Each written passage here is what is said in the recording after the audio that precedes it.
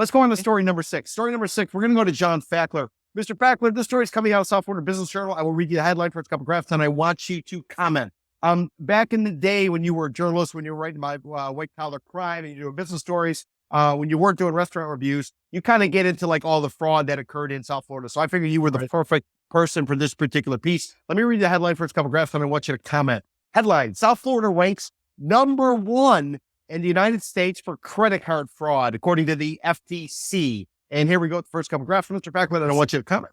South Florida has been coined the credit card scam capital of the nation this year. That's according to U.S. Federal Trade Commission data analyzed by backgroundchecks.org that found that Miami, through the Port St. Lucie, Fort Lauderdale metropolitan area, ranked number 1 for credit card fraud, with about 333 credit card fraud reports per 100,000 people and 20,400 reports filed so far this year in 2023. Additionally, Sunshine State is home to the most credit card fraud in the nation, with nearly 171 reports per 100,000 residents. Orlando ranks number 5 and Tampa ranks number 10 in terms of metro areas, landing on the top 10 metro for the most credit card fraud.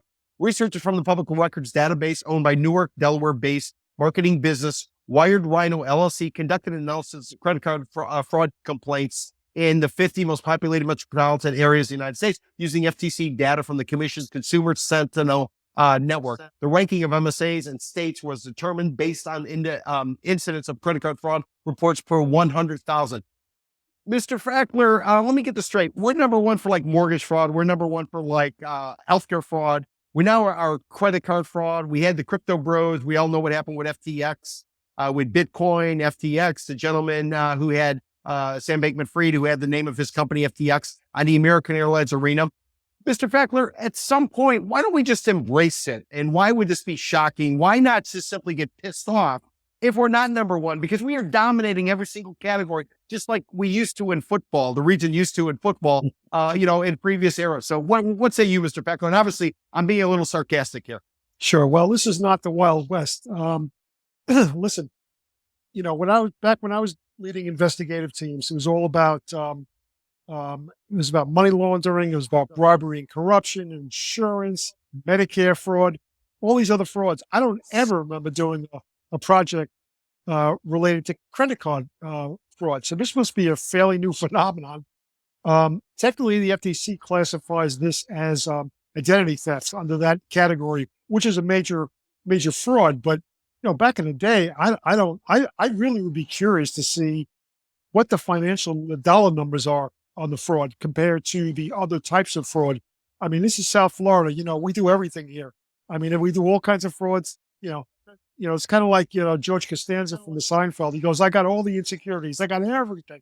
Well, South Florida's got every fraud imaginable. But again, I'd like to drill deeper on this to see how this compares monetarily with the other types of frauds, because that's a shocking thing.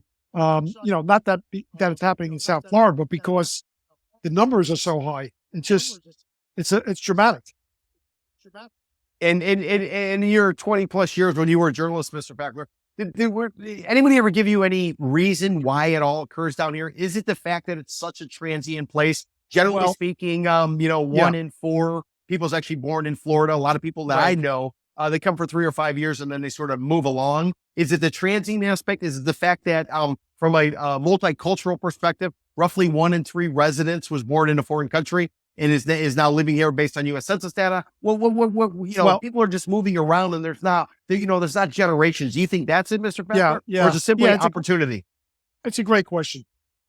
I think the transient nature of South Florida is one thing.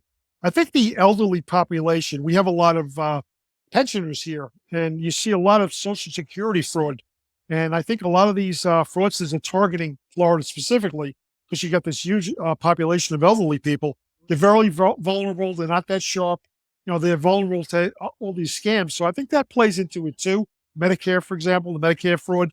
So, there's a couple of issues that are very, South Florida specific, let's say, that I think makes the Floridians very vulnerable to these scams. Wow, interesting. Well, it's like they say, why do you rob banks? Because that's where the money is. So great discussion, Mr. Fakler.